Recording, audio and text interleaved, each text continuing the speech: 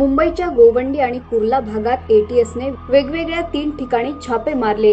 या कारवाईतून 3 संशयितांना ताब्यात घेत इसिस आणि पाकिस्तानातील दहशतवादी संघटनांचे मनसुबे उधळून लावलेत। या कारवाईत जप्त झालेले मोबाईल आणि लॅपटॉप तपासले असता हे संशयित सोशल मीडियाच्या माध्यमातून महाराष्ट्रातल्या तरुणांना भडकवून त्यांचं ब्रेनवॉश करण्याच्या प्रयत्नात होते असं समोर आलंय। हे कट्टरपंथीय लोन वुल्फ हल्ल्याचा कट रचत होते, तसंच कट्टरपंथी विचारांचा प्रसार करत होते असं पोलिसांच्या निदर्शनास आलंय।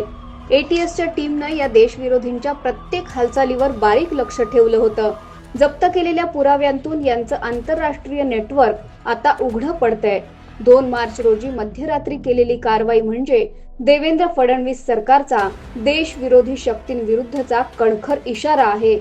राज्याच्या गृह खात्यानं झिरो टॉलरन्स धोरण स्वीकारल्यानं पोलीस यंत्रणा आता अशा देशविरोधी घटकांना वेचून बाहेर काढते।